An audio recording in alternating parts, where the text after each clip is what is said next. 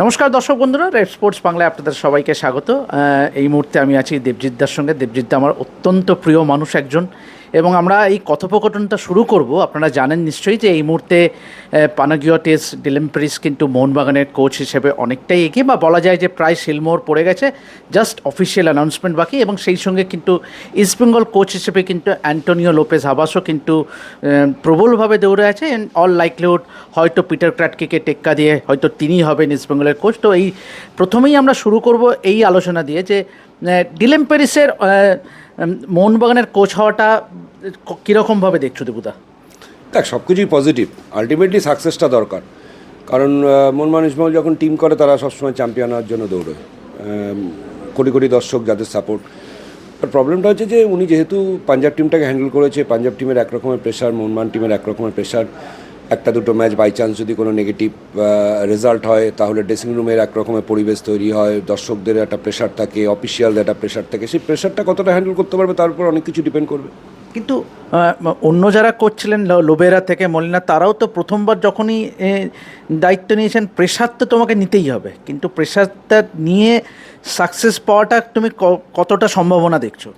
দেখ, মোহনবাগানের এই মুহূর্তে যা টিম খাতা কলমে, তাতে চ্যাম্পিয়নশিপে থাকবে সেটাই তো স্বাভাবিক কথা। তার কারণ তুই যদি খাতা কলম দেখিস তাহলে ভারতবর্ষের আর যে সমস্ত আইএসএল টিম আছে তাদের সাথে হিউজ ডিফারেন্স।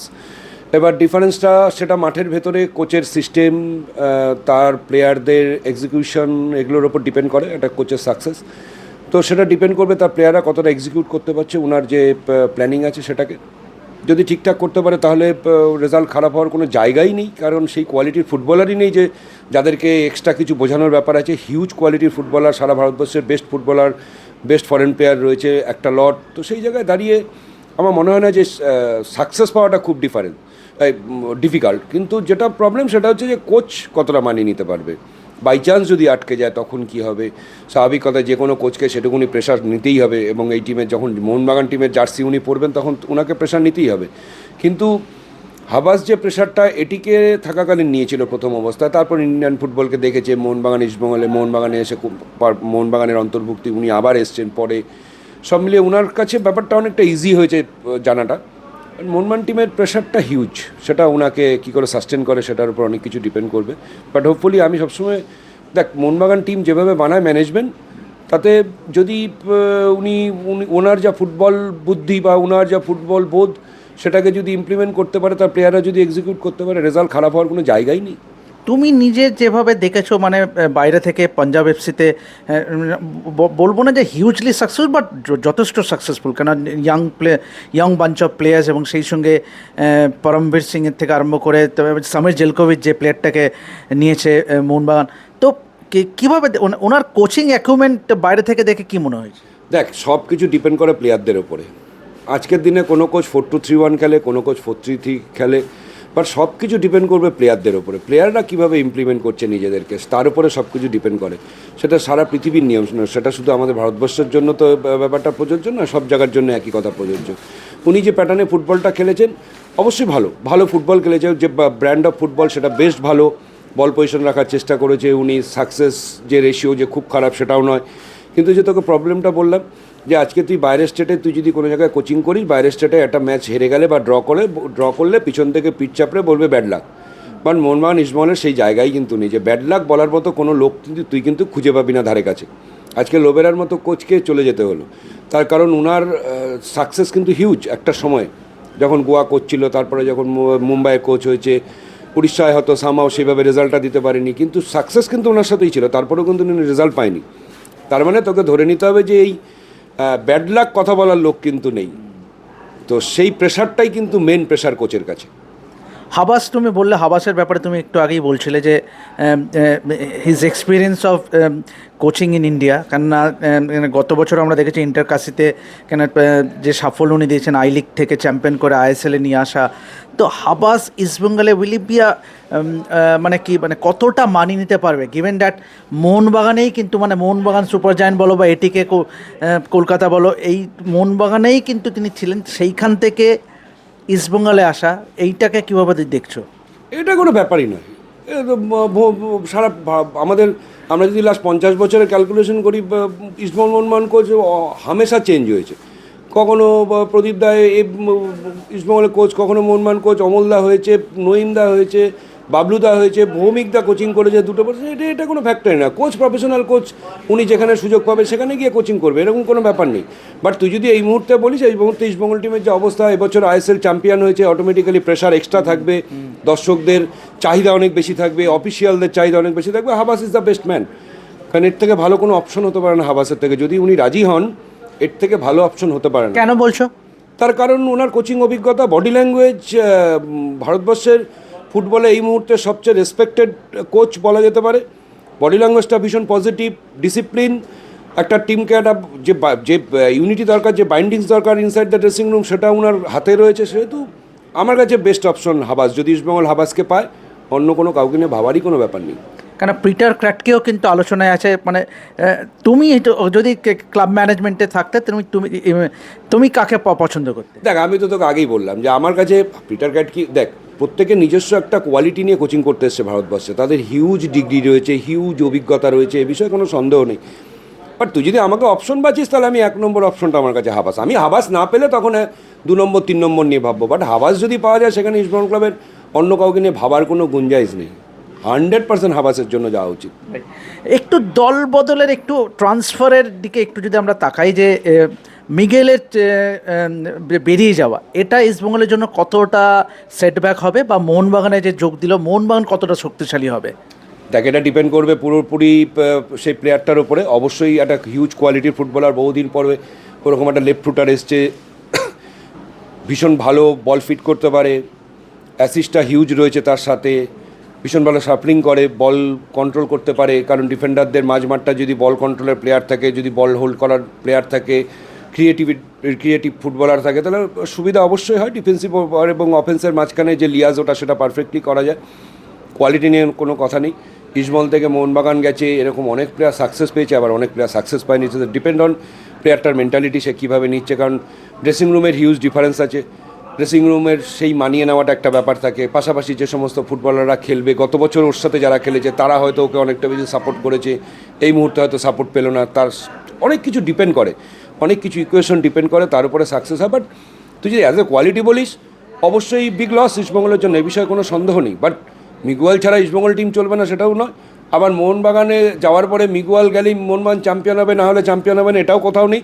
কারণ মিগুয়াল আগে তো 2 বছর আগে তো ছিল না, তখন তো মোহনবাগান চ্যাম্পিয়ন হয়েছে, শিল্ড পেয়েছে, লিগ পেয়েছে। তাহলে এটা ডিপেন্ড করে না। বাট অবশ্যই মানে গত বছর ও যে ফুটবলটা খেলেছে ইস্টবেঙ্গলের হয়ে, তাতে ইস্টবেঙ্গলের একটা তো বড় ধাক্কা। ওই জায়গাটা কাকে নেবে, ওরকম একটা ক্রিয়েটিভ ফুটবলারকে নিয়ে আসা, তার অন্তর্ভুক্তি করা, সেটা একটু ডিফিকাল্ট হবে ইস্টবেঙ্গলের জন্য। ড্যানি রামিরেসের অন্তর্ভুক্তি, মানে মিগেলের চলে যাওয়া এবং ড্যানি রামিরেসকে সই করানো, এটাকে কিভাবে দেখছো? দেখ, যত খাতা কলম দিয়ে আমি খুব বিশ্বাসী নই খাতা কলমের উপর। কারণ অনেক সময় আমরা নিজেদের ফুটবল ক্যারিয়ারে দেখেছি, হয়তো যে টিম আমাদেরকে কেউ ধর্তব্যের মধ্যে ধরেনি, সেই টিম সাকসেস পেয়েছে। যে টিমকে বলা হয়েছে কাগজে কলমে 1 নম্বর টিম, সেই টিম সাকসেস হয়নি। সেটা ইস্টবেঙ্গল মানে আমাদের বহুবার হয়েছে, এরকম নয় যে 1বার 2বার হয়েছে।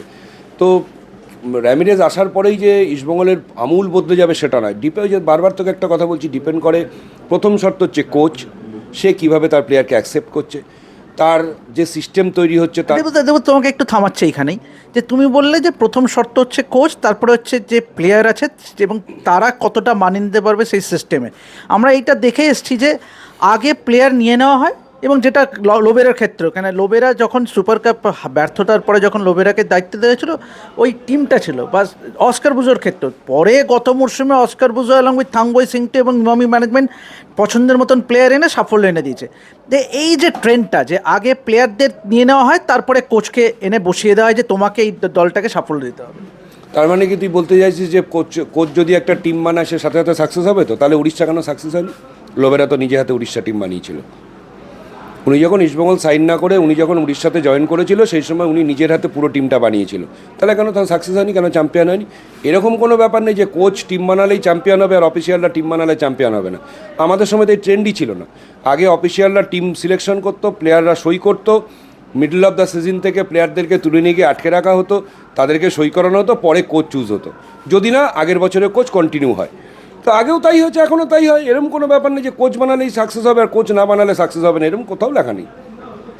দেবদা, এবারে একটু অন্য প্রসঙ্গে আসি, এই যে 3 ফরেনার খেলানোর যে একটা ভাবনা এআইএফএফ এর, এই 3 বিদেশি খেলানো প্রথম একাদশে 4 থেকে 3-এ চলে আসে, এটাকে কিভাবে দেখছো? স্বাগত জানাচ্ছ এই সিদ্ধান্তটাকে?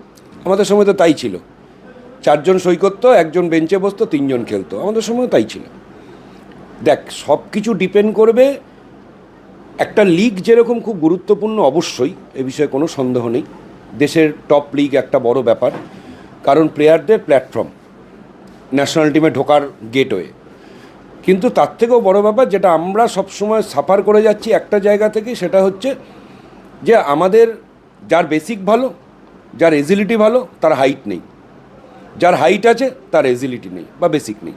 অটোমেটিক্যালি আমরা এই দুটো জায়গার একটা মাঝখানে পড়ে গেছি। তার জন্য আমাদের প্রত্যেকটা জায়গায় আমাদের গ্রাসরুটটা ভীষণ গুরুত্বপূর্ণ। খেলা যেগুলো বন্ধ হয়ে গেছে, আজকে তুই ভেবে দেখ, গত বছর ন্যাশনাল টিমের প্লেয়াররা মাত্র 12টা ম্যাচ খেলেছে, আর সুপার কাপের জন্য 4-5টা ম্যাচ খেলেছে, তার মানে 17টা ম্যাচে পুরো 1 বছর চলে গেছে। তাহলে তুই সেই ছেলেটা যখন ন্যাশনাল টিমে যাবে, তার কাছ থেকে সাকসেস আশা করছিস কী করে? আজকে যারা এই বছর ওয়ার্ল্ড কাপ খেলছে, তুই যদি ধরিস মিনিমাম যারা ফার্স্ট টিমে খেলেছে, তারা মিনিমাম ম্যাচ খেলেছে 60 থেকে 65টা, যতগুলো টুর্নামেন্ট খেলেছে, প্রি ওয়ার্ল্ড কাপ খেলেছে, সব মিলিয়ে 60, 65, 70টা ম্যাচ খেলেছে। তাহলে তারা যদি খেলতে পারে, তাদের জন্য যদি 60-65টা ম্যাচের দরকার পড়ে, তাহলে আমাদের মতো ইনফ্রাস্ট্রাকচারে 17টা ম্যাচ খেলেছে ন্যাশনাল লিগ, ন্যাশনাল টিমে হেভি সাকসেস করতে পারে, আমরা ওয়ার্ল্ড কাপ খেলে নেবো, এটা ভাবনা, এই ভাবনাটাই তো ভুল, এই ভাবনাটাই তো ভুল, এই প্রসেসটাই তো ভুল। আমাদেরকে তো হিউজ খেলা দিতে হবে, অন্তত 40, 45, 50টা ম্যাচ খেলবে সারা বছরে আমাদের প্লেয়াররা, পুরো সিজন ধরে, যেরকম আমাদের সময় হতো। 4-5টা টুর্নামেন্ট হবে, যদি না হয় তাহলে তো প্লেয়াররা খেলার মধ্যেই থাকবে না। তুই প্র্যাকটিস করলি হিউজ, একটা ছেলে হয়তো সে 25 কিলোমিটার দৌড়তে পারে, বাট সে বল মারতে পারে না। বাট আমার দরকার কি? আমার এক্সপিরিয়েন্স ফুটবলার দরকার, যারা ম্যাচ ফিট। তাহলে ম্যাচ ফিট হতে গেলে আমাকে ম্যাচ দিতে হবে। আমি প্র্যাকটিস ম্যাচ খেলে ম্যাচ ফিট হওয়া যায় না, তো 15টা, 17টা, 22টা ম্যাচ খেলে ন্যাশনাল টিমের সাকসেস বাড়বে, এটা না ভাবাটাই ভুল, বোকামো আর কি। আরেকটা ভাবনা যেটা আছে ফেডারেশনে, সেটা হলো যে বাধ্যতামূলক করা ইন্ডিয়ান স্ট্রাইকার, মানে যেহেতু সুনীল ছেত্রী পরবর্তী আমরা কোনো সেরকম স্ট্রাইকারই মানে তুলে আনতে পারিনি। আমাদের সময় ছিল না কোনো বাধ্যতামূলক স্ট্রাইকার।